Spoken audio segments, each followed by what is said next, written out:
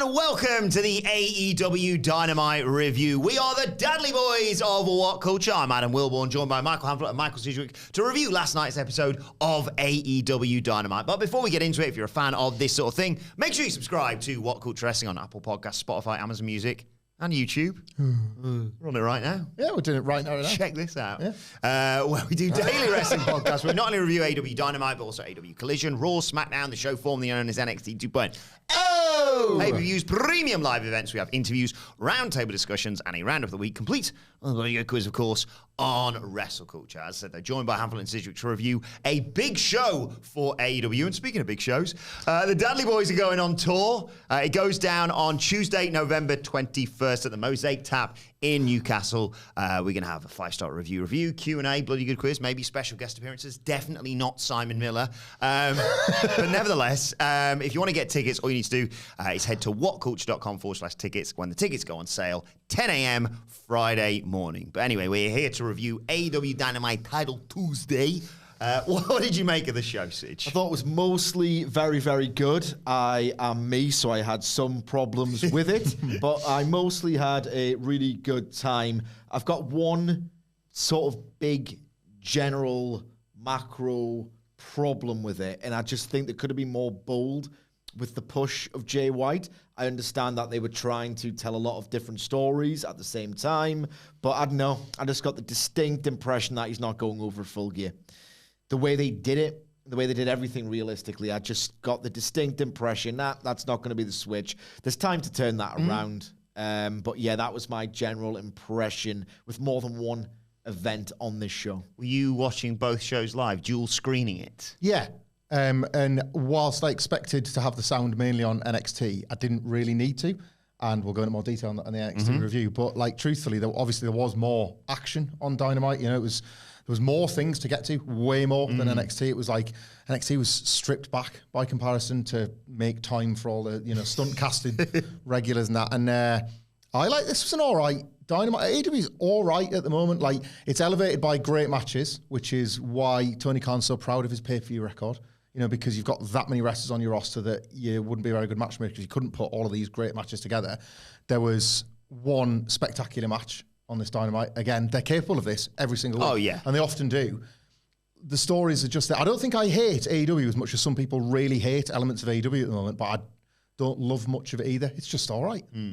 Well, let's get into it because it opens with the biggest star of the company in his own words. Christian Cage is in the production truck saying it's fitting that he opens the biggest episode of Dynamite.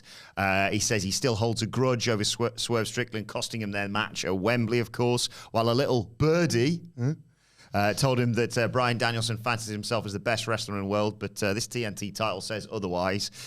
Before Luchasaurus takes on Adam Copeland, maybe Cage will have to elaborate on the 3 words he left Copeland hanging with, or hanging on last week.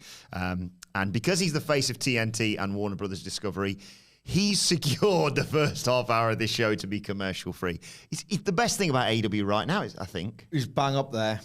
And he's facing the other best thing about AEW on Saturday. Oh my God. It's an early one. I like this, by the way, because AEW used to do this all the time, and we've just kind of come to accept that they don't. Like, there was a storyline explanation for just about everything, once upon a time, everything, and they remembered to include one for a no commercial 30 minutes. They didn't need to do it, but I'm really glad they did, and they found a character that made it make sense as well. That's the detail that I really like. That's a completely unnecessary detail that captures my heart. So we started with Swerve Strickland versus Bryan Danielson to determine the number 1 contender for the TNT title. Oh my God. Quite right. Test of strength starts us off. Strickland gets in a cheap shot. Danielson gets sent to the apron. They trade chops, and Strickland hits a side suplex on the edge of the ring just to kick things off. Targets the lower back. He's targeting the bad ribs throughout this match, basically. Gets a power slam and a brainbuster for a near fall. When Danielson comes back with an attempt at a high kick, Strickland catches it. Cradle backbreaker. Strickland goes for the 450, but Danielson gets the knees up, and Strickland rolls to the outside where he gets hit with a Danielson diving knee off the apron. But when Danielson rushes Strickland, he gets punted in the ribs. He gets cut off. Danielson gets hung in a tree of woe, and a really horrible-looking swerve stomp on the ring apron for Strickland. Danielson Anticipate another one when they get back in the ring. Counters in a single leg crab and a heel hook. But Strickland managed to get out of it.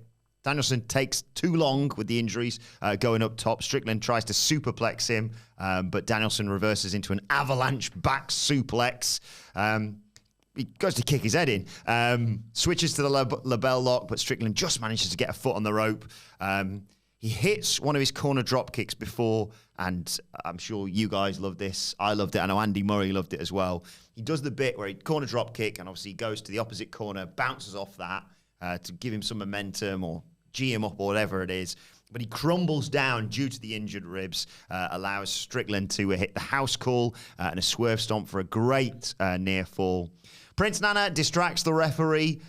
Strickland grabs his crown. But here comes Hangman Page to pull it away to stop him from doing exactly what he did, obviously stealing a win at Wrestle Dream. And Danielson counters the JML driver into a roll-up. Strickland kicks out and then gets nailed by the Busaiku knee. Danielson gets the 1, 2, 3. He is the number one contender. I'm going to try and do this in 3 parts because I want to remember everything I want to say. The first part is bad news, right? I thought the results of the 2 best matches and the finishes of the 2 best matches on this show were a little bit too redolent of the kind of booking Triple H would do in NXT in 2019. I like it more now. Go on. Do you know what I mean? Like, I'm listening. It's always a way of servicing another match that happens. It wasn't like totally clean. It wasn't really bold. And as I said, like Jay White, I really feel like needed to have this bold, big, Jesus Christ, he could do it push. That didn't really happen. The second thing is I want to put over Swerve Strickland because this will very quickly turn into a Bryan Danielson love fest, right?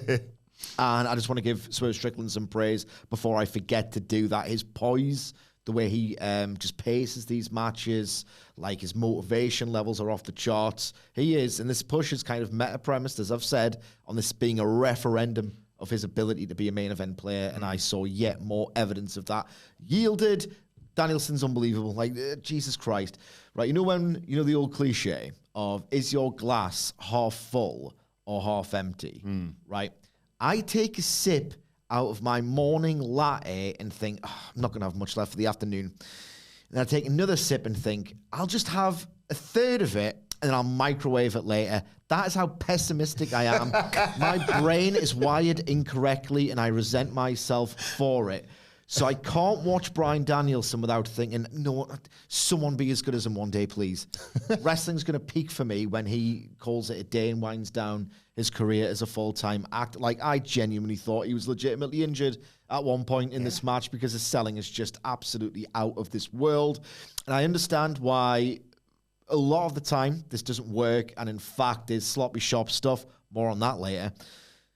But the idea that Danielson was selling his liver or his rib cage so soon after the Cash Wheeler injury, which at the time I thought was legit, before I think it was Dave Meltzer clarified that it was a work and it's all a story, I just thought, oh, not another one.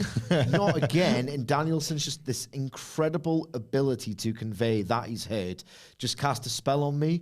And not only did he do it in this match to tell that particular story to incredible realistic effect, it would just meshed so brilliantly with Swerve's repertoire. Like when he went to do the second corner drop kick and try to get momentum and touch the turnbuckle, and he was like, oh, that is when Swerve did that unbelievable stomp to the head, which always looks incredible.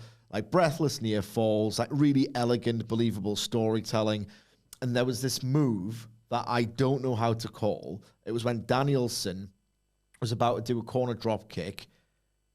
Swerve kind of got his legs on his shoulders and then flipped him upside down, like, and just tucked his neck just in time. That was like one of those moves when, you know, when you go on like YouTube and you see like 10 moves from, I don't know, CZW, and you think, don't do them again. I mean, that was stupid, but you were trying to get viral, proto-viral, whatever. You were trying to make a name for yourself. It was just like the Steenalizer kind of era of, you for good reason, you will not see moves like that anymore. And then Swerve did one, and I was losing my mind at this point. The near falls were absolutely out of this world. Then the finish was not that bold, all or nothing. Guess what? A top star is going to get beat clean. This is AEW. There'll be ramifications. I just never found out who the better man was between either Page or Jay White or Danielson Swerve. And I understand why they did those finishes, but it just felt a little bit corny for my tastes. It was just the right amount of carny for my tastes. Like I kind of, like, I was thinking when I thought Danielson would win this, like this kind of King of TNT run feels tailor-made for him. If he is indeed got like this creative stroke with Collision, that sounds like what he wants to do, doesn't it? Just defend that title every week on TNT on a Saturday night. So it kind of felt like it was his to lose, really. And I quite liked, I called yesterday for AEW to do something that made you feel like this wouldn't be a setback for Swerve. And I think that was the goal. As much as the match being great, and as much as it's feeling another big like milestone in this Swerve project, I think the goal was achieved here, because that's 2 matches in a row now where Swerve's kind of like unique style that is his own has meshed very well with the kind of main event wrestling that you're used to. Like with the Hangman Page and Danielson match come back to back, these were crucial because in AEW especially, the work, like you can push a guy, but the work does have to back it up. Always. It always has to back it. When it doesn't, when it fails, people immediately, like remember when people used to say that about MJF early days? Like you wouldn't think it now, but that was a common criticism. And Swerve's work is backing it up. Anybody that might have had criticisms about his stuff being a bit too like daft for its own good or a bit too mid-card, I think those criticisms are falling away. Now, of course, he's in there with the right guys to help him do that. And he's going to get back in there with Hangman Page. So I think that's like bigger picture stuff. Like, I get Sidgwick's point because there was core principles that I guess are just never really upheld across the board anymore. But I think it's going to benefit Swerve in the long run. Quite like the Crown Law, like they're using that specific weapon, so I quite like that as well. Like, another great night for, like, that whole deal. What's something else I wanted to say as well? Just about, well, like, on Danielson, like, very little to add about, like, just how valuable, that was it, how valuable he feels at the moment. He's so good, I'm even in on the Nigel McGuinness law because he loves calling him a lily-livered coward. And like now he's literally selling his liver as an issue. So you can well see Nigel McGuinness kicking that so hard that Danielson spits up blood. And, you know, because, and funnily enough, the whole deal is concussion. In that match, one of them's going to have to get pulled into the steel post. That's their law. And yet in this new AEW where Danielson's not allowed to do his slightly overplayed concussion cell, he can start holding the midriff and set. Like really great stuff to drop that in now, especially when it's Danielson and he can sell it as well as he did late on in this match. Like top tier stuff there. Just circling back to that whole half full, half empty thing. Obviously when you're drinking a delicious latte from the guys at Good Brews, then it's, you're anticipating it becoming half empty because it's not going to be much less. Sometimes you take a sip of something, you're like, oh, cup of piss. We had a video package on Samoa Joe. He's the ROH TV champion. He's going to be the AEW World Champion if you ask him. And he said Collision begins his road to gold and why he is violence manifest. He begins his ascension towards greatness on Saturday. When they do this match is crucial. Absolutely crucial. If they're continuing to do these vignettes in the weeks before Full Gear, and again, I'm criticizing something they have not done yet. But again, more conviction with Jay White. Like, I know he's had that unbelievable and like rave-reviewed series with FTR, but he's still not firmly accepted, in my opinion, as this. I think he will be the AEW champion one day. He's so young and he's so gifted and he's so well received, like well liked internally. But I just don't get the impression that fans receive him as someone who can take that title from MGF, where it's like 50-50. I don't even have the 1% of doubt at this point. And the longer that these Joe vignettes linger on and they're setting something up for MGF to do after Full Gear, and again, they haven't done anything yet, so I should probably shut up. I like this Joe stuff in the way that it replicates the rankings, not that I want another go of Joe and MJF. If this is Samoa Joe basically telling us without telling us that in 8 months he's going to have worked his way back up to fighting MJF, great, because that's how the rankings used to do it. You would lose and you would go back, back of the line.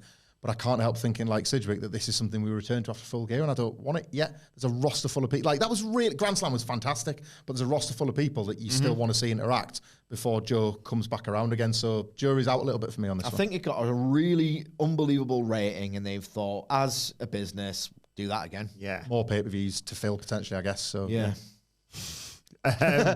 The match that we were all calling for came next. It was Chris Jericho versus Powerhouse Hobbs. It was effectively a squash, this. Hobbs, look at the bloody size of him. That shot of him from the back, the close-up is unbelievable. Great production. And we don't really praise AEW's production, and with good reason. It's sometimes not the best. But when they get a shot right, it just almost annoys me. Again, the half-full glass, the half-empty glass, the third of the glass. They can do awesome things. Or the tunnel law early. Oh, yeah. And then that shot of Hobbs. It's like they really just put their heads together and thought about it. They could do all sorts. I love Cedric. He's a glass third full kind of guy. Yeah. So early on, Hobbs nails Jericho with strikes in the corner, hits him with a spine buster for a near fall. More punches, another spine buster. Callis is yelling for Jericho to beg for his life. Hobbs hits a brutal looking headbutt. Sledgehammer blows, a third spine buster. Callis this time yelling, the end's coming for you, Chris Jericho. Fourth spine buster. Jericho got some offense in. He dodged a charging Hobbs in the corner, hit a code breaker, but Hobbs hits a fifth spine buster. Jericho managed to get out of the way of a power slam and get a powerhouse Hobbs in the walls of Jericho, but Hobbs uses his power to escape. Sort of a world's strongest slam, gets a 2 count, hits another one, and then just puts his knee on Chris Jericho's face to get the 1, 2, 3, and then hits one more world's strongest slam afterwards just to really exemplify his dominance. I thought this was a really, really good, bold, and necessary idea. Now is the time to make it, guys. Now is the time to tell your audience that you can invest in people because they've frittered away so many pushes. And I think something like this, like the conviction here, is what I really liked about it. The issue with this match with Chris Jericho, right, is that I don't really feel anything for him. I know he's a babyface. I know he's really over in the buildings, but I'm a Chris Jericho guy for my sins, and I understand it's not a particularly fashionable thing to reveal. You know what I mean? It feels like I feel like ashamed almost. Yeah. But I'm a Chris Jericho guy. I've liked him. Kind of the last guy. Kind of the last guy, actually, if anything. Where I just enjoy his work. I think he can sometimes be really funny. I know he can be a hack at times, but I try and have perspective and realize that he's done way more good than bad in AEW. I can understand people who disagree with that, but I just quite like Chris Jericho. Yeah, sorry. One thing he isn't is that he doesn't have like that Ricky Steamboat, Mick Foley sympathy, inordinate sympathy. Doesn't have that quality. No. So when he's getting, or that Dustin Rhodes thing, he doesn't have that. So when he's getting mauled, which he did, it didn't feel like this atmosphere in the building of like a slow heartbreak and a realization that, not him. I like Chris Jericho for his brilliant / daft wrestling mind. I don't feel anything for him in my soul, and I think that's what they were going for here. So I don't think it worked. It was a really, really great thing to try, and I think it did. I didn't feel anything for Jericho, but I certainly took Hobbs more seriously after the fact. Very, very Lesnar-pilled match layout, and it's unfair to draw comparisons between Lesnar and anyone. But as I said, like, you can't fault the conviction, and there are Jericho cynics out there, and I try not to, discuss other people's thoughts when I'm trying to collect and articulate my own, but I would be hard-pressed.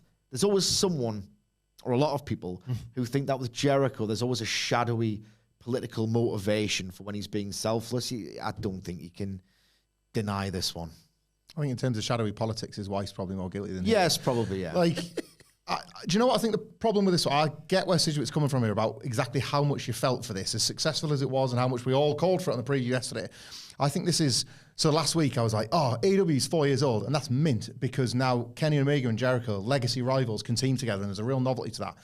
It's also 4 years old, and you've seen things not turn out that great for Powerhouse Hobbs, and you've seen other wrestlers have moments like this, and it not, like, Brody and Cody was the first time, and as a result, it's kind of the best version of it. But Malachi Black and Cody was pretty good, and the follow-up wasn't that spectacular.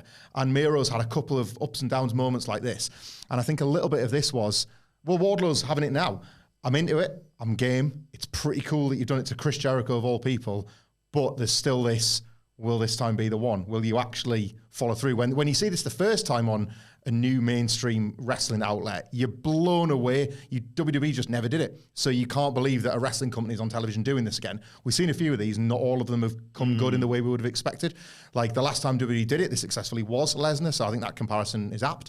Like, they've tried it with diminished returns in WWE realistically, because they never really commit to the bit quite as much. And I think we've just seen a few non-committals in recent years that makes you almost subconsciously, because I love this, but subconsciously there's a little bit of, I'm in, but not all the way just yet. I need to see Hobbs do this 4 more times into 4 more big stars. And I know that sounds greedy, but you do have to kind of work for that again. Is he a monster or not? Yeah. Is he a monster or not? Because he has to do this way more. Yeah. Another thing is that Jericho's done too many jobs. He has done too many jobs at this point. And again, that's the last criticism people would expect someone to say about Chris Jericho. They want him to lose all the time. I kept saying he cannot lose this often. It's the same with Cody. And Britt Baker. Yeah, it's the same with Cody in 2021 when people were saying, oh, he shouldn't have jobbed to Pentagon. Then he shouldn't have jobbed to, he shouldn't have beat Pentagon. He shouldn't have beat Ogogo. He shouldn't have beat, and I was like, you have to win. Jericho's been here before. Remember when he was doing jobs to like Ryback on pay-per-view, and it meant nout. Yeah. We're almost there. We got wins and losses matter, and maybe Jericho, because again, great idea, but I didn't really feel that much like a big transgression in the building. It's good. This is good, but they're only on the right track. They haven't just like completed something with Hobbs. There's more to do. Well, look at the time. No, it's not that time. Well, maybe it is. I don't know. But it's skit o'clock because we go to Roddy Strong's house, the Grumpy House, where he's there with the Kingdom and, of course, Adam Cole, and he's telling Cole to cut his lawn. He's got a buggered ankle. What's he doing? He's doing it on one leg. And Roddy's like, you missed a spot. Cole's like, I'm finished now. I need to go and change. And Strong's like, oh, don't worry. I've got you something. And he puts him in a neck strong shirt. And then there's the stuffed giraffe. And Cole's like, why have you even got that? And Matt Taven says, well, giraffes have got the strongest neck. Cole's frustrated because he's got no phone service here and he wants to watch Dynamite. But Strong says TV is the devil. And Cole says, I'm off. Can we just say, before I forget, we have ritually taken the piss out of WWE for their horrifically outdated cultural references. The 1999 motion picture, The Waterboy. I probably found it funny when I was like 14. And the 1989 one, Misery, as well. The Stephen King adaptation. There was like elements of that in here as well. And you're like, great stuff. Yeah. Good one, guys. Cole's trying to leave to go and get surgery on his ankle, but Strong needs one more thing. I hate this so much. Jump the shark, yeah. It's not just brutally unfunny. It's not AEW. It just isn't. And I know AEW sold itself as the buffet, the everything promotion, everything but this, and broken Matt Hardy, of course. And British Rounds. And Matt Hardy. I don't feel like they like this. You know what I mean? It doesn't feel like a passion project.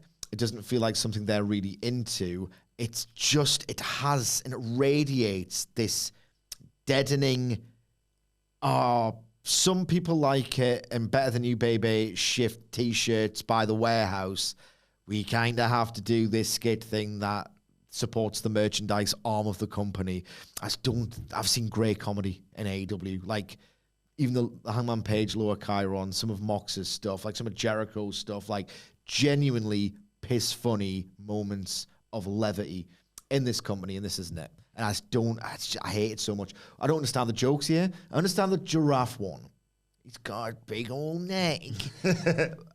What's funny about Adam Cole mowing Roderick Strong's lawn? Is it, you missed a spot? He has to do it again. Am I meant to laugh at that? Because he's on one leg. Like, It's absolutely stupid. It barely qualifies as a comedy, this comedic skit. And if you even attempt to situate this in a pro wrestling context with pro wrestling characters, with a babyface and a heel and all the rest of it, Adam Cole's a moron, and I don't feel sympathy for the fact that he's broken his ankle at the worst possible time in his career, which has finally clicked in AEW, because he's an idiot. Like, the guy's a complete idiot. The Kingdom are right there. They can mow the lawn. Roderick Strong was cleared by AEW's medical staff in order to compete in the Grand Slam Eliminator.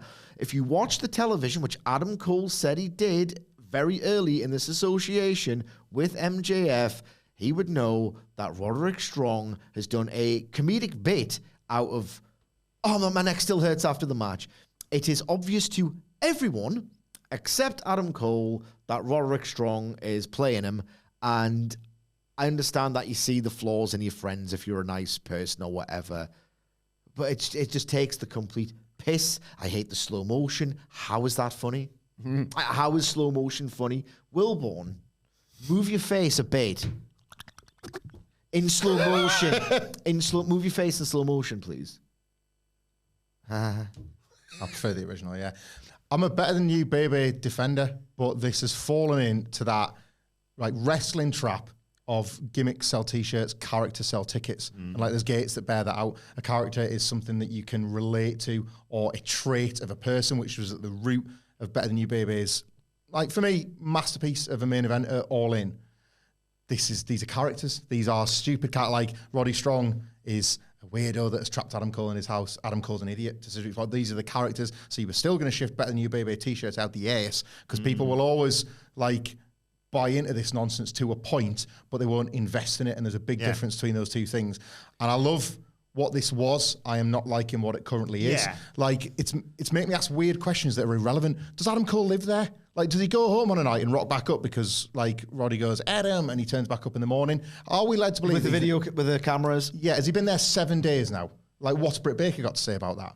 The relationship that we know exists in kayfabe and in reality. Like, those are irrelevant to the main story, but I'm thinking about them and I shouldn't be. I should be thinking about MJF and Adam Cole if that's going to be... Where does the production crew, the camera unit live? Yeah. I think actually they've been there for 9 days. But, you know, I'm not exactly sure on that. Skits, I like skits more than matches half the time. Right, I like WWE, but like I just want them to the point about the grass cutting. Like, where's the gags?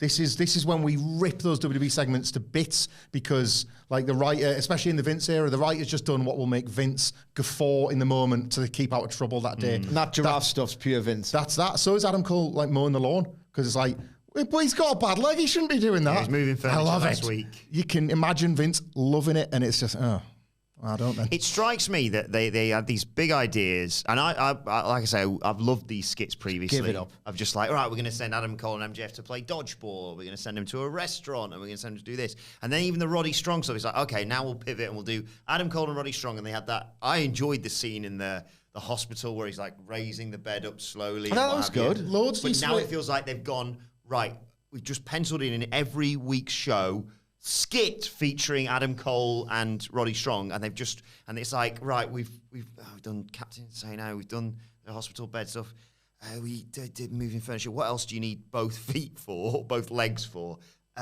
Mowing the lawn.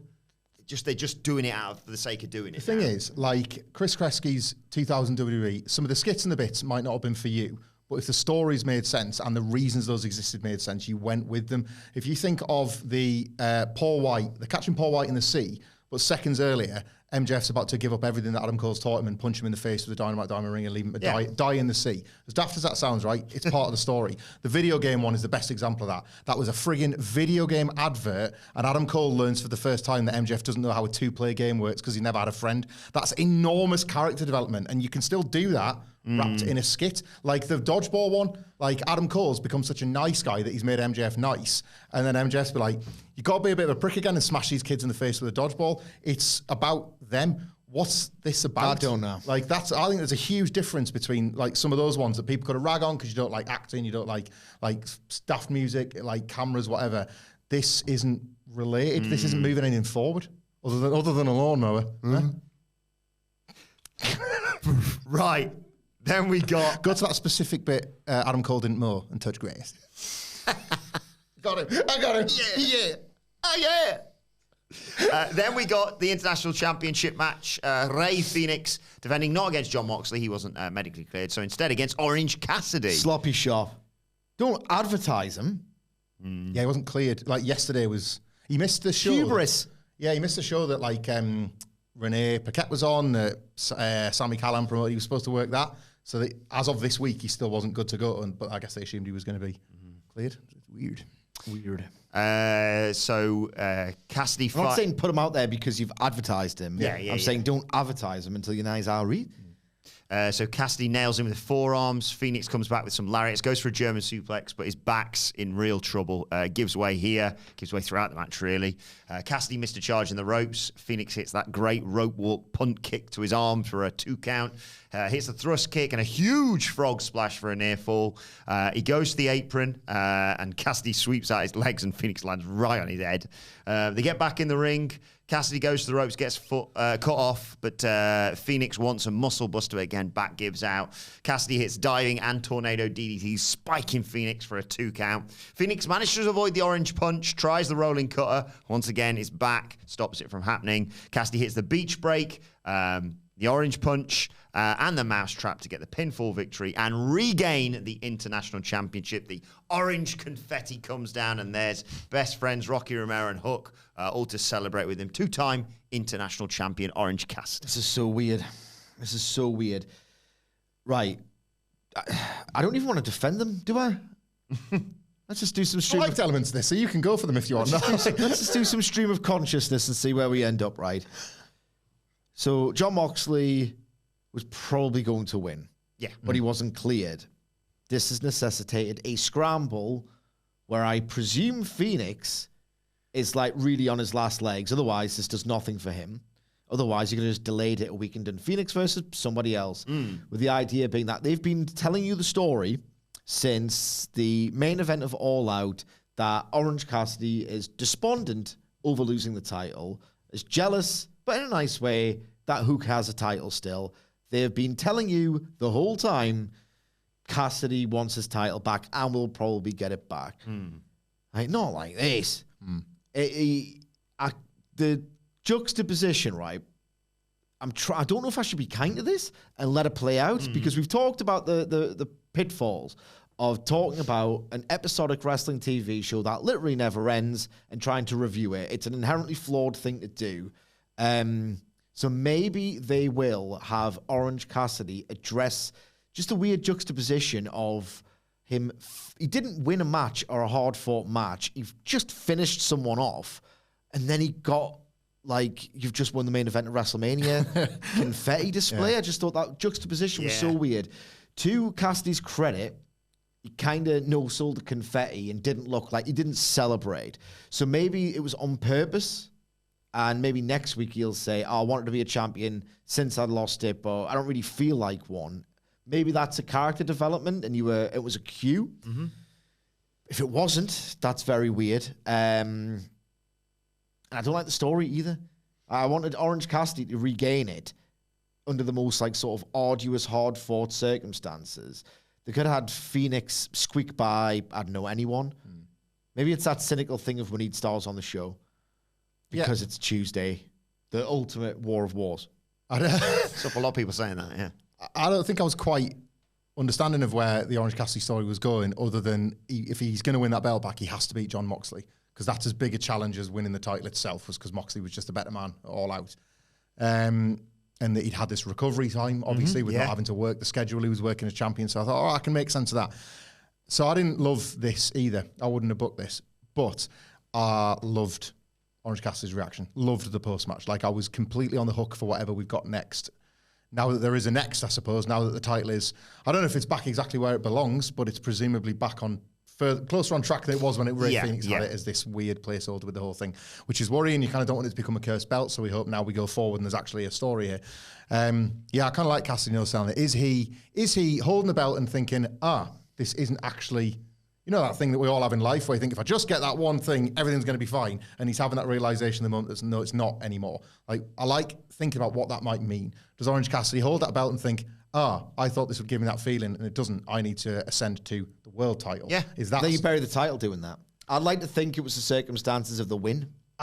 Do you bury it though? Because we understand that there are top titles and secondary titles, and that's it's delicate, isn't it? It's delicate. You have to balance it perfectly, but that to me buries the title. Well, in which case then, is it that he's won the title and he's only come to realise? Remember when he was a little bit cynical about Jon Moxley getting his rematch while Renee was there the other week? Yeah. Is it the realisation, I need to beat him? Beating Phoenix isn't I hope so. Like, third thing, is it the, this was the thing that broke my body down? Or like, I don't think I do want it. Like a curse. Yeah, I'm genuinely interested in where this goes next. But right up until that point, including the confetti and the streamers, it was so strange. It was such weird. An odd vibe. You don't do that to a babyface like Orange Cassidy, but this feels like character development. Right, RJ City's backstage with timeless Toni Storm. She's made her own short, silent film entitled Lover's Lament, because who needs noise when you've got faces? And then we have this guy in picture-in-picture. I don't know what the bloody hell this was. I love the Tony Storm character, by the way, and I just not a fan of this. For me. I'm hoping this is an off week, right? I watched this on Fight. Same, yeah. Which is the European official broadcaster, okay? I didn't know this one in picture-in-picture. I wish I'd realised, because then the penny would have dropped of, this is a good idea to have something in a commercial break that isn't the incredibly tedious part of a wrestling match in which nothing happens and it's all very contrived. So I thought it was a good idea to do this, and it was a perfect in-character for, the person who thinks they're a silent era movie star or whatever. It was so jarring to watch without the context. Yeah. Are you doing this for 3 minutes? What's I was going like, on? you actively trying to make people go and watch NXT. Yes. I was like, is this just been taken way too far? And then the penny dropped of, you're just watching it. If you're in the States and you're watching it, you're kind of looking at the pizzas and the hot dogs. Which I did fly over to last night. The Mountain Dew, the hot dogs, and all the stuff you shovel down your neck. Yeah. Which I love, by the way. Best When I go, The Mountain Dew, the hot dogs, the Mountain Dew hot dogs. Yeah. When I went to America, my favorite thing about it was having your breakfast, right? Doing some stuff, having my dinner, and then go, I'm good. Like, just for the rest of the day. I don't need anything else. So if you're looking at those images and those adverts and you're going, between the two, you're thinking, Toni Storm's moved somewhere else and she's doing something else funny with her face. It wasn't a good silent acting performance. It was quite cringeworthy, and I don't know what story she was trying to convey. I think it was just, Toni Storm, you're funny, do a really flanderized version of your act. Yeah, it was a wacky riff, wasn't it? Like, Phil, it's a It's a bit Fandango week 3. Yeah. The character that last week, because she knows what world she lives in, told us to, come back after these sponsors and come back after these messages is now... that character... She now is the message. She's cognizant of commercial breaks, and so few wrestlers can be. They're not putting a chin lock on because we're not live, pal. They're supposed to be winning a wrestling match. She, however, understands what a commercial break is, and you can use this character for that. As somebody that did fly over to America to watch the TBS feed and was dual screening, I only now realise why everyone in the office was so much harsher on this. Yeah. Because I was like, NXT is for a bit. She's still doing that over there. That's kind of funny. And then it's like your kind of attention's being pulled again when you got both shows on. But watching this as a singular thing, feels like a weird DVD extra if you bought the best of Toni Storm. The full, complete silent movie thing. I'm not going to watch that out of context. I get that now. I get why because I saw a lot of criticism online for this today as well. But yeah, it's I guess how you consume this one maybe. I would say a good use of this character. But I am also seeing a bit like the Better New Baby thing a few weeks ago. The criticism is starting to get a bit louder towards this Toni Storm character. I don't think it's for everybody. I still love it outside of this. The script thing on Collision was fantastic. Yeah. Did you see the actual script? I saw that uploaded before I saw what the origin of the bit was. Yeah. Referee, this is wonderful. Yeah. Just great stuff. Another dominant victory for Wardlow came next, this time over Matt Sydal. Shoulder tackles in the corner, 4 power bombs, referee stoppage, and then Wardlow just storms off through the crowd. I'd rather not Sydal be the jobber here. Yeah. He's too good. I understand he's not going to be a TV star. But my God, Danielson Sydal. I realize Danielson, anyone is a good match. But Bryan Danielson versus Matt Sydal from a couple of years ago, it was just sensational. Absolutely sensational. We were talking about Punk Sydal yesterday, weren't we? Yeah. Oh, boy. Sydal's awesome. Someone, I know it can get boring at times, but someone does once a week have to play the wrestler who loses a competitive fixture against a top star. Sydal's the best at it, so I don't think... Maybe he's so good that he can just do anything and not be the main event guy, but wish it was somebody else. I wish, in fact, that they would ring up the local wrestling school and just say, give me the skinniest, greasy head, puny wimp you've got. Colin Delaney. But don't be personal about him, for God's sake. That's the role he played in ECW, isn't it? WWE got great at this. Yeah. Some of the line of losers they've bought a telly over. James Ellsworth. I don't want to look at that. But away from the opponent, I continue to love it. It's an anti-performance. He's got absolutely no interest in winning the crowd over, in the big presentation. In storylines, this is a guy who's been screwed by MJF, who's been screwed by QT Marshall, who is just kind of fed up and in a foul mood, and his body language articulates that perfectly. And I've said this in the article, whatculture.com/WWE. I've said it on Twitter at @msidgwick. Rename the Powerbomb Symphony the Powerbomb Blast Beat. He just kills him over and over again relentlessly. There was Didn't he have MJF written on his wrist tape last week as well? He did. Pointed it out on Twitter to us. Yeah, which, and it's there to be picked up a couple of days later, isn't it? We didn't spot this in the review, but there it was. So great, because those characters either belong together or belong in a feud together. Like, there's definitely something there that I think will help Wardlow in whatever the version of his character is.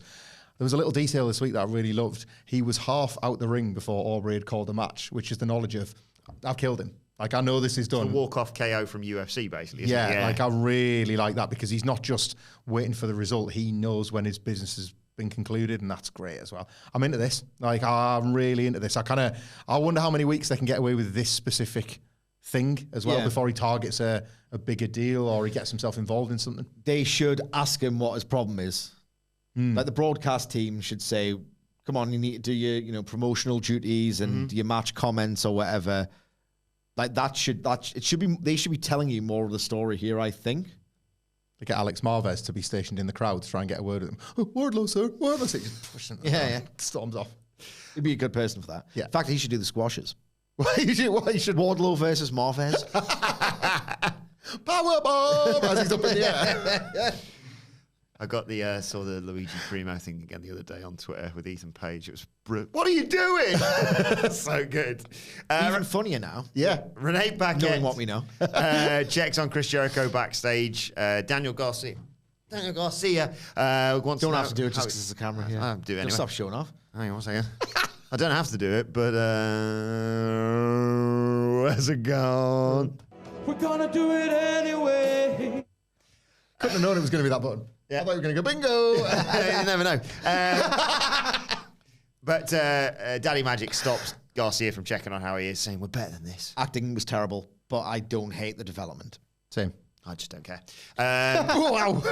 Just bought all this. It's just a dance to me now. Jay White versus Hangman Adam Page came next. We have the best vehicle-based entrance across both shows probably here from Juice Robinson and the Guns. Really smart, this. I think they had a good idea of what version of the Dead Man we're going to be on the other side, and they just thought, let's create side-by-sides for people's ex-posts. So I think they kind of nailed that. They come out on tricycles, basically, with card blades. And White starts by slapping Page in the face and bailing because he's just baiting him, obviously. Page hits a slingshot dive to take control as we go to a break. When we come back, Jay White hits the dragon screw and does the Tanahashi air guitar. Yeah. Page. Remember the first time? You never forget your first. And the first time you strummed that leg, Jesus Christ. Page comes back with chops and a Death Valley driver. They're both down. Page hits a sit-out powerbomb when they get back in the ring for a super close 2, but White manages to get out of the dead eye going after the leg and follows up with a suplex into the corner. They fight on the apron. White hits a knee breaker on the edge of the ring as we go to another break. When we come back, they're fighting to the top rope, and Page hits a avalanche fall-away slam, but he's tweaked his knee doing this. That allows White to recover. Knee breaker, Uranagi, 2 count. He wants a half and half, but Page counters with forearms and an attempted buckshot, but White cuts that off. Page goes for the buckshot again later, but his leg gives out. Jay White wants the Blade Runner. Page spins out, Deadeye, 2 count. The bing, bing, ding. Jump up to cause a distraction long enough for Prince Nana to appear and try and use his crown. Page avoids that, but that allows White to recover. Schoolboy him, grab the tights and get the 1, 2, 3. And this sort of reiterates what you mentioned earlier with the definitive victories, I suppose. Yeah, I just wanted a bit more commitment to the Jay White push. Again, we review something that never ends. We review something that they've already probably written their go-home promos. They've already written or booked the big go-home angle. So let it play out. Mm-hmm. It's not a dud, but it's not hot yet. And it's feeling already like they're not doing the switch, or they won't let me believe that they'll do the switch. Jay White's amazing. Yeah. I understand why he's got critics, right? Because if you, Jay White, is, when you get senior heads in pro wrestling and they'll describe wrestlers in a certain way and they don't know it, but it's always like a synonym of pretty boring or tedious. Like I was really cerebral. I can really pick his spots. Made it easy for me on the house show for 2 years, a few years back. He's really cerebral. He can pick his spots. He knows when to do things. It's Randy Orton. Yes, it's Randy Orton. Jay White's that but good.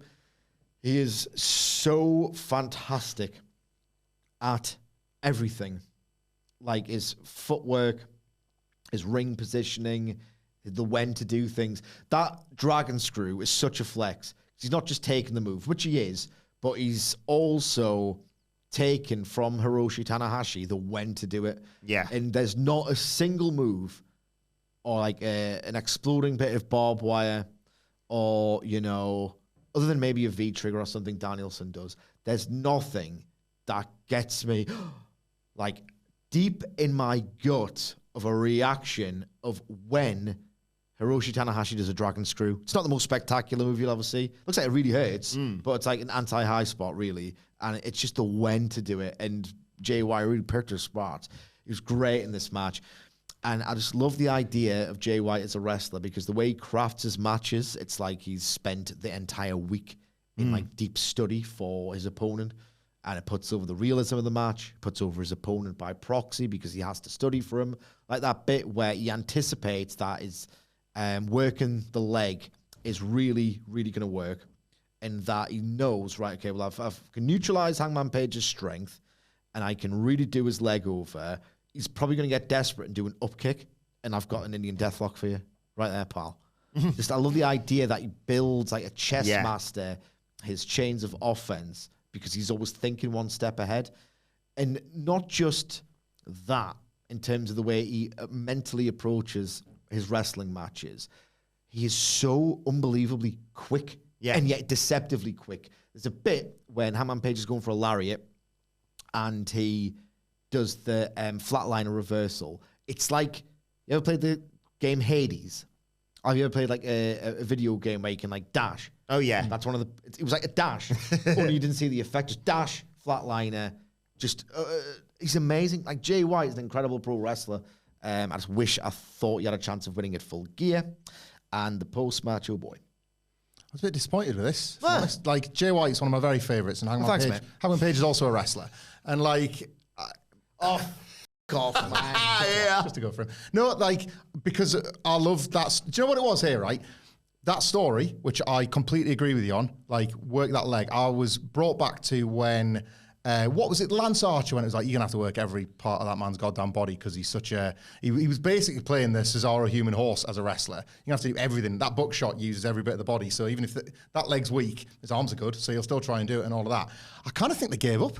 Like, Jay White did all the hard work, and then there wasn't enough for me around that at the end. It's like, we'll do the Orihara and it'll hurt, but we'll get to the buckshot or we'll get to this. It was like selling of it, and I saw it, but I kind of thought like maybe it's because of the constraints of TV time sometime, but I just sort of thought on pay-per-view I could see this playing out way more dramatically, or maybe it's the finished thing that you've isolated. The thing is as well, like I did sense in the crowd and the atmosphere that those fans were watching two things at the same time. They were watching a good to great wrestling match, depending on how much you actually liked it, and they were also watching a table being set in front of them, which was proved a little bit distracting. I think these have got a better match in them, to be honest. Oh, yeah, they have. And maybe it's that creeping feeling that, maybe Jay White isn't the guy to win, and it's great when you've got a challenger on a run who, you can actually buy as winning the title at the end, because then the matches feel so much bigger on the run-up, and it's really exciting. It was kind of seeing it with Swerve a little bit, like he's lost here, but you're feeling like he's on this trajectory now that ends with him winning a big title, and it's really exciting to watch his matches, and maybe that took a little bit of away with both of these two. Maybe this was the slightly inferior version of the opener in that respect, but it didn't quite hit the heights for me. And a little bit of it has got to be tainted by what came next, because it's such a difficult thing to pass. Yeah, let's talk about the controversy. Yeah, because post-match outstorms MJF, demands that he gives the world title back, the Triple B back, and White says no one wants to hear from MJF, they want to hear from JAY, and the Triple B now stands for the Bing Bing Belt. The Bang Bingy Built. Bang Bing. I'm so used to saying Ding Bing Bing Ging. Bing Bing Built. There you go. There you go. crowd to tell him to shush, basically. And he says, well, I was going to give the belt back, but I'm seeing you being so rude, I'm not going to do it anymore. MJF says, look, I know what you're doing. I know that used to be me, basically. You don't care about Juice or the guns, you're using them. It's right out of my playbook. I'm trying to be a better man. For the first time, I'm struggling, but for the first time in my life, I'm not waking up and punching the mirror. I've earned the fans' respect. 2 things I care about.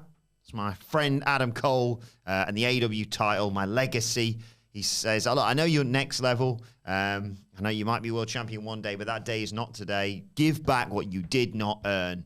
And Juice Robinson's pissed off, and Jay White says, hey, look, don't get so wound up. You have to earn the belt back, and you can earn the belt back when you face me at Full Gear.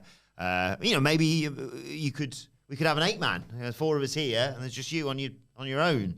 But you got no friends, so that's not going to happen. But if you won, maybe you would get the title back. Then Juice Robinson brings up next week. It's the Dynamite Dozen Battle Royal for the beautiful Diamond Ring. Obviously, MJF's won that every single one of them. And they're going to Juice is going to enter that match and take MJF's precious diamond ring. Here comes the controversy, because then Robinson brings out a roll of quarters in his pocket with Friedman written on it, and says he's going to break MJF's jaw next week, and obviously alludes to the history, and this is what gets MJF so fired up of coins being thrown at him as a kid. He's really furious at this, MJF. He threatens violence, and well, what do you make of all this? I do not know where to start. I really don't. The timing is horrific. Absolutely horrific. And I do not think for one moment, to make it abundantly clear, that this is an attempt to capitalize on anything. No. I just don't, and it isn't. It's hard. Don't listen to me. Take it for whatever it's worth, but it's not really worth that much, my opinion. Listen to Jewish creators and voices, and listen to Jewish people about this, because I'm not, and I think that, they are better qualified to talk about whether this is traumatic for them or whether this qualifies as escapism or not. I barely have any thoughts on this. They're so conflicting, I dare to even think about it. But one thing I think is worth pointing out is that this is absolutely, or a part of it, is a medium problem. Pro wrestling, historically, through no real fault of AEW nor MJF, who is absolutely 100% passionate about anti-Semitism and combating it and being really open about it. So I do think on his part, it's all very well intentioned. Pro wrestling, historically, ironically, considering it plays out as a morality play in North America, at least, just is not remotely ever justified doing this kind of material. It's never been worthy of it. It's always did it for really the corniest and worst of reasons.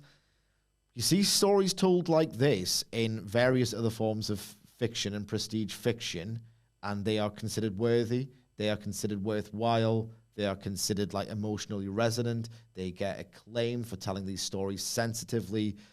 The big problem, realistically, is professional wrestling historically has never, ever done this well at all. And the memories of that are going to cast a really big shadow over whatever they're trying to do here. I just got a bad feeling watching it, and I don't know where it's going to go. Put it this way, this quietly could be the most ambitious thing AEW has ever done. If, in fact, after the furore, they continue to do it. I think that's... Is that fair? I don't know what to say. It's worth mentioning as well that this isn't Juice Robinson suddenly pulling out a roll of quarters to direct... I know obviously with the allusions to what's happened with MJF in the past, but it's not like they've just transplanted this onto the Juice Robinson character. He's used a roll of quarters to win matches previously. There's a little bit of cake and eat it there, I think. There's cake and eat it there. Yeah, I think Sidge has really articulated what I think most right-minded people would think viewing this and how complex it is. A couple of things... And you just don't want to think about that, do you? And a couple of things that stuck out to me as well. I saw this morning, I forget the outlet, and I apologise for that. MJF, I think, is going to be doing some sort of talk on Jewish hate speech. Yeah, Andy mentioned it in the news. And I think this it's interesting, like, that perhaps he's tried to put it into the conversation now to help elevate the conversation ahead of him having this talk and getting as many eyes on it, as many ears on it. And look, we're speaking with, like, very limited knowledge of the potential trauma this could cause, and maybe that, like, drives us to watch and learn and understand. And this is maybe not the simplest and route one way to do it, but maybe he's, like, found a way to bring this into the conversation. And but I know this will have hurt a lot of people, so I don't want it to sound like I'm kind of waving away the offence or the hurt they might feel today. And the only thing, just to add to Sidge's point about wrestling's, like, pretty flawed history with this kind of stuff, is that even when it did it and it would be effective, in inverted commas, that was of a completely different time. If you had racist characters or sexist characters of any kind, that was in an era where, and it wasn't right then, but that was in an era where it was imperative that you bought into the fiction wholly and exclusively. We are way, way past that. We are not sitting here thumping the table and going, well, the Bullet Club Gold are anti-Semites. MJF's got to get his belt back. That's like, you are supposed to buy into a character trait that makes you want the babyface to beat the heel at, like, a fundamental level. And I know that sounds unimportant compared to all the other stuff around this, but we don't think that about Juice or Bullet Club Gold. So as a device, it has failed on, like, a very surface level. Yeah. So to me, that's why I consider it ill-advised, but it's extremely difficult. I'd like to hear more from MJF about the reality of this. But again, this is the reality, the really, really cold reality that isn't escapist. And it's one thing for it to not be escapist to me. It's quite another to not be escapist to people that this really, like, hurts deeply, you know? Moving on, again, I was watching it on Fight. They did an act 2 of the Lovers Lament, not knowing this was in picture-in-picture. I was like, don't do it again. Yeah, well, it's picture-in-picture. Then it's time for the Women's World title match, Saraya versus Hikaru Shida. Hikaru Shida dominates early on after Saraya gets caught. Well, she gets the early stages, then poses and gets caught by Shida, obviously. She's screaming for Ruby Soho, who's obviously been banned from ringside. And then suddenly a masked person appears at ringside, a member of the production crew. But they get unmasked. It's Ruby Soho. She gets spray painted in her face. And Toni Storm runs down and chases her off with the shoe, spilling into the crowd. Shida's obviously distracted by all this, and that allows Saraya to take control as we go to a break. When we come back, Saraya's boasting and trash talking for too long. So Shida hits a stalling German on the apron and a meteora to the floor. Shida hits the running knee back inside, but Saraya kicks out, blocks the katana, but gets hit with the question mark kick. Nightcap after Shida goes up top, gives Saraya a 2 count. She grabs the spray paint and she grabs the kendo stick, and as the referee is dealing with the stick, she sprays Shida, hits another nightcap, but Hikaru Shida kicks out at 2. Saraya goes for a 3rd nightcap. So Shida counters into a Falcon's Arrow, and they trade near falls until Shida gets the cover, gets the flash pin. 1, 2, 3. She is a 3-time women's champion, Sidge. This is really good. This is really good and really effective and really loud and really dramatic. And I didn't think this would be the case. No. I said on the preview yesterday that I had no real interest in watching this match and didn't expect it to be good.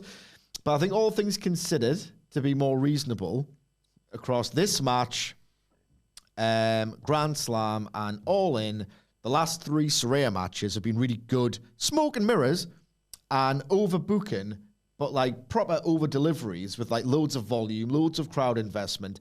Like, I would not have put money on this match 5 seconds before the finish. Like, that's how sort of close it was. That's how much I didn't see where it was going. That is obviously a smash success and over delivery. And fair play to Saraya for taking that German on the apron as well. I know it wasn't like a Snapdragon or, but bloody hell, it must have been quite difficult to do.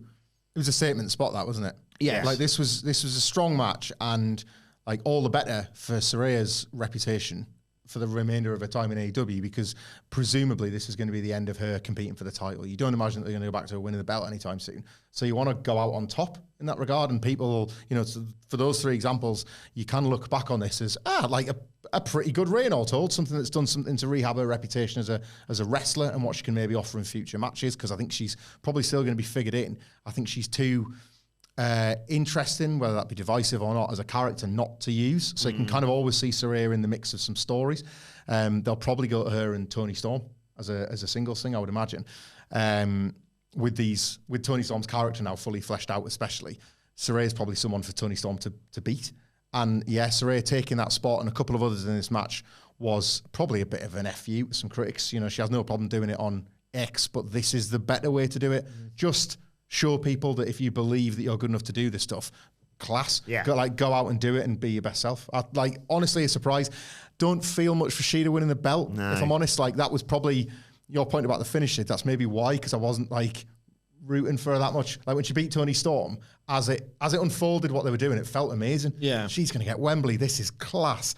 I didn't really get that here. Is she going to transition this to Britt Baker maybe? I don't know. But I'm not sure what the opposite of the Orange Cassidy thing. Yeah. Kind of loved what they presented. Wasn't really sure what was to come next.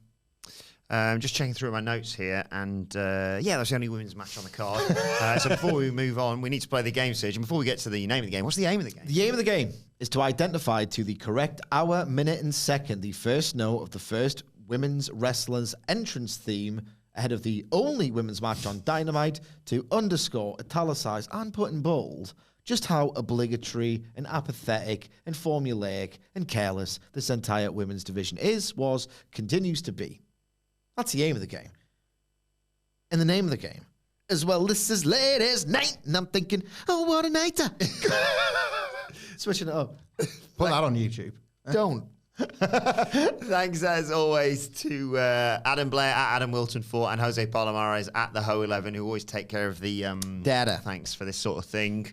Sige, have you got the times that we gave in?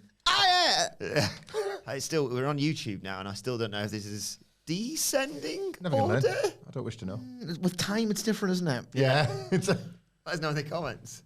With time, No, don't. yeah, please. I never want to know. Oh, no, yeah. Where are we? Text to myself. Hey, tell you what, my DMs are popping, my private messages are popping, because in a row, I've got a text to myself, the draft. Then I've got... Sorry, just when you say my DMs are popping and it starts with, I texted myself. Hey. And then I've Kevin got... Nash's DMs are popping. a notification that my parcel is out for delivery. Yeah. Ooh. Was it? Ordered... How many different things have I ordered recently?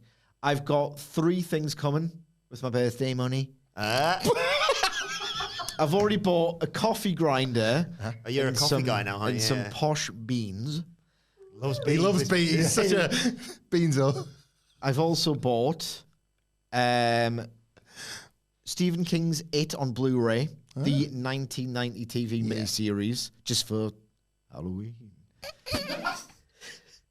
I've also bought... Boo-ray, more like. I've also bought, because I'm in at my coffee and I want a nice new cup, Twin Peaks Sheriff Department cup. Nice. And some Biscoff syrup to make my own Biscoff lattes at home. So which one it's going to be, I don't know. And Stay tuned. my other messages are from Google to tell me my 2-factor authentication nationwide. Your bank account has been hacked. Just to make sure that, you've bought your birthday money presents. We've noticed some coffee losers been hacking your account and buying stuff. And Halifax to confirm that my mortgage product transfer is complete. WhatsApp looks better. I'm more popular on WhatsApp, I promise. Oh, Christ. But for in descending or This is happening for every week now. Cedric's DMs. not a change. So We can play a game guessing what percent his phone's at. earliest first, yeah? I don't know. Adam Wilborn, I don't know you from Adam. 1 hour, 22 minutes and 22 seconds. Michael Sidgwick, 1 hour, 23 minutes and 4 seconds. Michael Hamflet, 1 hour, what an absolute moron. 45 minutes and 0 seconds. He's going to main event. I know, I'd like more full me. Well, they did false advertise. If they had, and they do have money, they're going to hype that. Yeah. I was going to do it then, I remember. On YouTube. I can't do that anymore. What are we ranking? 4 main events in Dynamite history? And at least One of them is Deanna Prato versus Mercedes Martinez. one of them is same design tag. Adam No Blair- offense to them, it was shocking. It was so cold. Yeah. They did them knee favours whatsoever. Kind of cruel, actually. Yeah, really cruel. yet another win for Michael Sidgwick, Yeah. who moves on to... So it's not all bad. 1 hour, 26 minutes, 43 seconds was the correct time. Moves on to The best at telling them that they're bad. 9 correct guesses for the year. Hamlet's on 7. I'm on 5. Renee Paquette's backstage with MJF and asked for his comments, and he says, usually I'd freak out here. I just want to talk to my boy. He calls Adam Cole, and Cole picks up. And he says, I'm still here with bloody Roddy. We're in the middle of nowhere. And the call drops out, and MJF's frustrated. And then here comes the Acclaimed and Daddy Ass. They offered to team up with him against the Bing Bing Bing. Max Caster basically winds up MJF. MJF storms off, and Daddy asks, like, what's going on here? And Max basically explains they've been friends for 10 years, trained together, and he likes when Max plays hard to get. There's a lot wrong with this. But I don't really want to twist anyone's words or motivations. I don't know how to be fair or to say what I think. As a general flaw, the whole point is MJF has had one friend, and he made that friend, 4 months ago? Yeah. So where's Max Caster come from? Yeah. Other than that he loves him because it's been a long-standing Twitter bit. Yes. That's what he's using it. But like creating this idea that they were like, they came up in his business together, it doesn't track that, does it? That's true, but not in the storyline. You Not the storyline with MJF. Hamlet? I like this because I liked this again is making chicken salad out of chicken shit because I liked MJF now becoming the Adam. Roddy's plan has worked, right? He's made MJ. He's seen what he was doing and he's made MJF him. Like MJF was even putting on that tone of voice to allow you to make that connection. So that kind of starts to make Adam Cole the heel in this thing when we were kind of questioning for such a long time who was going to be the one to turn. Now that might not be the case, but whatever. I like that because that's the mystery that I missed from this. I wasn't getting any of that in the lawnmower skits, so I've got it here. So I like that.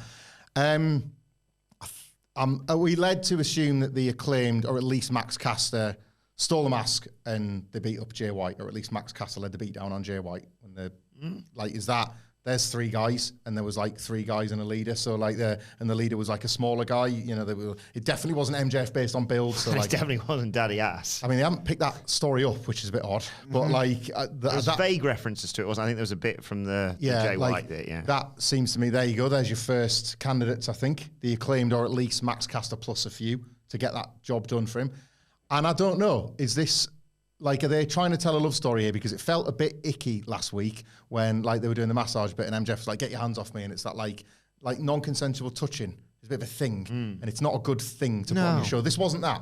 This absolutely wasn't that. This was but it was Max Caster trying to show that he's good for MJF, and the Acclaimed were is he worth that? And I don't know. I don't hate this, but especially Bang Bang Gang could become trios champs. yeah, like I think that's probably going to be the case at Full Gear, which is going to lead Jay White to think, great, now I'll finish the job on MJF and we've got all the belts and all that. That does feel like that's where that's going. So you might as well pay the Acclaimed off as the masked attackers because it feeds into that story. Oh, he's got a... What beats Scissors? Paper. Rock Hard Juice Robinson. Very good. Paper. I was going to say paper, that's wrong. I was thinking a card blade. I was like, hang on. I'm an idiot. What game are you referring to? Right, Chris. Quick go. Do you want a quick go? We're on YouTube now. Oh, what, 3-way RPS? No, just like... Oh, yeah, thanks very much. Thanks for the first time we did this, thanks for censoring the F word there. Yeah, no worries. we had to go second time. I don't Oh, remember. what, winner faces Hamlet? So you need to calm down here. Right. I'm having a bad day. 1, 2, 3, shoot, yeah? The punk is not going to the Fed. Oh, the punk has not been a massive hypocrite. Oh, God, you're a psychopath. 1, 2, 3, shoot, yeah? 1, 2, 3, shoot. And then winner faces Hamlet. No, I don't Yeah. want to play. Should we game with your ass? Just play each other. No, you played second I'm out. last time. I'm out. Oh, what a baby. No, I'll play the winner. I don't care. Okay. If Will won wins. Rock, paper, scissors, shoot. Go on, Stitch. Have a game. Rock, paper, scissors, shoot. Oh, yeah! Every day. I went paper again. Chris, this is why we need to be on YouTube. This is why. That's what they all said in those reviews over the years. And if you want to see a live RPS, the Dadley Boyz on tour, November 21st at the Mosaic Tab. Tickets on sale Friday 10 a.m. Spectacular beers in that place as well. Really great. You know what else is going to be on the show? It's a 5-star review. And what I remember from every single one we've ever read out is people saying, like, all your games of rock, paper, scissors got me through the pandemic, get me through long days at work. So, yeah, it's nice we've brought that to the rest of the world. Right, Christian Cage. RPS. Still like it's normal. I've never heard that. I've never ever life. called it RPS. A lot of people saying it. Many people are saying it. What is it? The Ultimate War of Wars. That's what RPS is. The Ultimate War of Wars.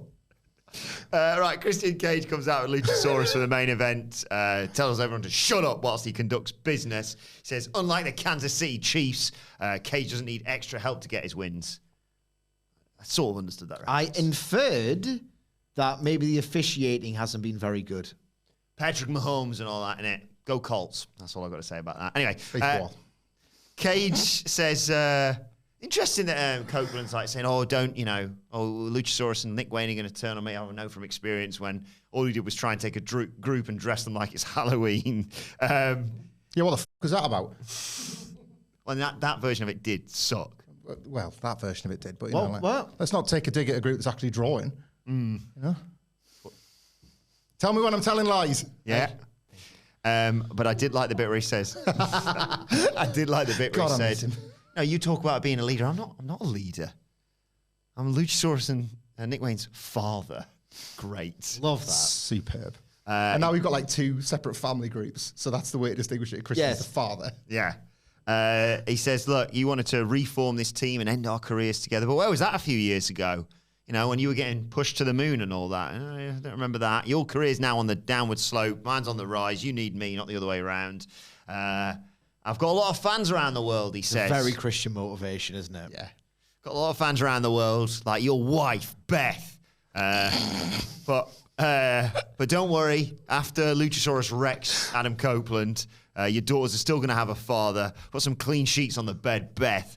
And then he tells Lyric and Ruby, the new daddy's coming home. But here comes Adam Naming Copeland. them is so, like, I don't know how he does this in 2023. Sidge, I'm going to place a wheelbone here because I was watching this and it was quite late and I was trying to watch 2 shows at once. Oh, God. Is Christian Cage a clean freak?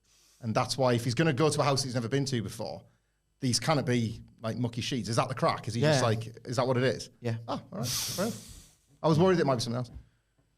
Right, it was time for Adam Copeland and Luchasaurus. Obviously, Copeland comes flying out as a result of what Christian Cage has been saying. Goes face-to-face with Luchasaurus when Nick Wayne appears, grabs his leg, and that allows Luchasaurus to nail him with a lariat in the back of the head, and obviously neck problems, history, all that. He demands that... So trivial. Yeah. Trivial, yeah, he had a broken neck. He's out of the game for about 9 years. Totally could die if he fell over. Yeah. But now he's fine. So he's like that stuffed giraffe in the show earlier on. Same sort of thing. Yeah. He demands the referee starts the match, so Luchasaurus immediately hits him with a short arm lariat and a tombstone for a 2 count. For a large part, early on in this match, just gets his ass handed to him by Luchasaurus. He tries to start fighting back, but runs straight into a thrust kick to take us to a break. When we come back, he fights back with a diving DDT off the apron to the outside and a crossbody block back into the ring. Luchasaurus hits a headbutt, tries a choke slam, but Copeland comes back with the Impaler DDT for a 2. He goes up top. But Luchasaurus gets up and hits a big boot. He wants to superplex Adam Copeland to the floor onto the ring steps that have been set up outside, which thankfully doesn't happen. Huge superplex, though, from Adam Copeland. Cage runs distraction to allow Nick Wayne to wedge a chair into the corner, and as Copeland charges, Luchasaurus dodges, and Copeland runs straight into the chair. Luchasaurus hits a choke slam, but only gets a 2 count. He goes to another extinction lariat, but he ducks, does Copeland, and they hit a big boot thing, both down. And then Copeland... charges for a spear through the ropes onto the steps, but Luchasaurus drags him to the apron where Copeland counters with the Edge-O-Matic, and then he hits a spear off the apron running across the steps to the floor. Oh my God. Really great. Nick Wayne takes the ref Cage sprints down with the TNT title, but Copeland rips it away from him, nails Luchasaurus in the back, and hoists the title back to Christian Cage. Luchasaurus turns around. I think it was Christian Cage that hit him, and Copeland gets a spear and the 1-2-3. Post-match, carnage basically, chaos. Nick Wayne chop blocks him, puts the boots to him. Danielson tries to make the save, numbers game stuff. Claudio and Wheeler Yuta run down. Mogul Embassy get involved. Hangman Adam Page runs out and brawls with Swerve Strickland. And the closing scene for AEW Dynamite is Danielson making Christian Cage tap to the label lock as Adam Copeland spears Nick Wayne. Much like the setting I use mostly on my coffee grinder, this was fine.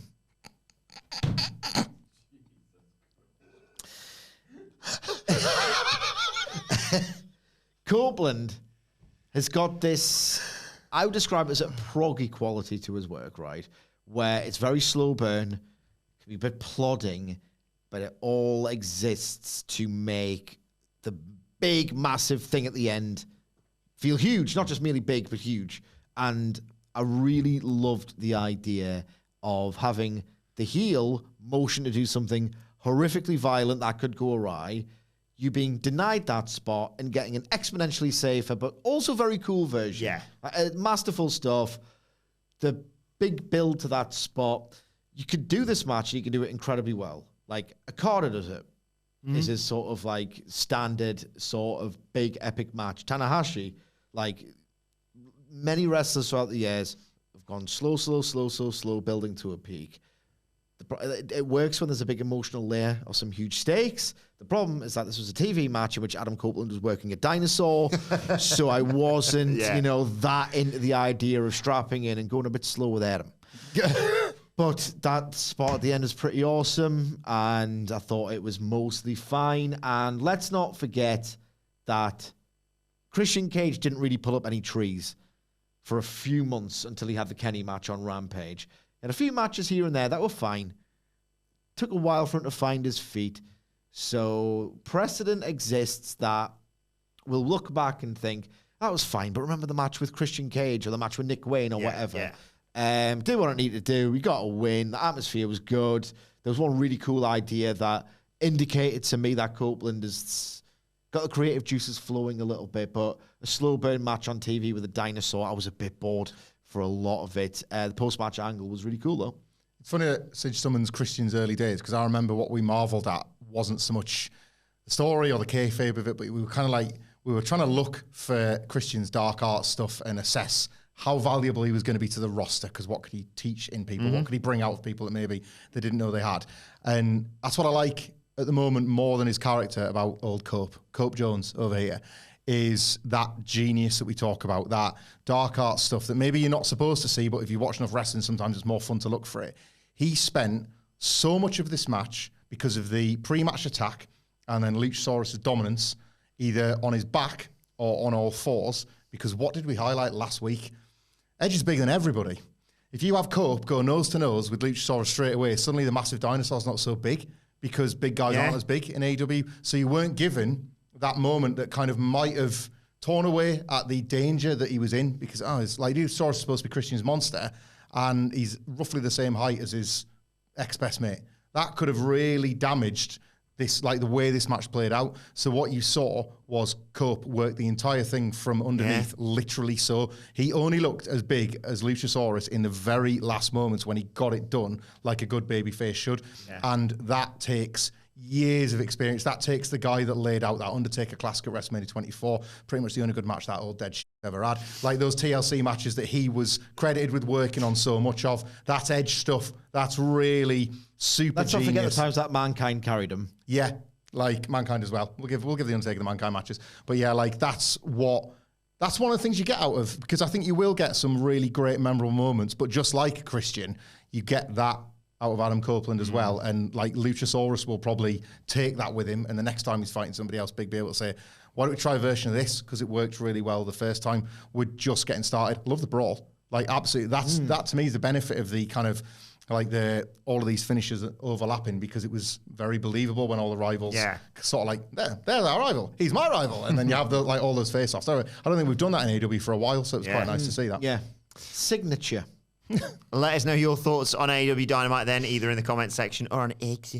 We can follow all three of us. You can follow us all at WhatCulture WWE. You can follow Michael Hamflett at Michael Hamflett. You can follow Michael Sidgwick at M. Sidgwick. Follow me at Adam Wilborn. Follow us all at WhatCulture WWE. As I said, make sure you subscribe to WhatCulture Wrestling, wherever you get your podcast from, for daily wrestling podcasts. And we'll be back a little bit later on today with the NXT review. But for now, this has been the Dynamite review. My thanks to Hamflett and Sidgwick. Thank you for joining us, and we will see you soon.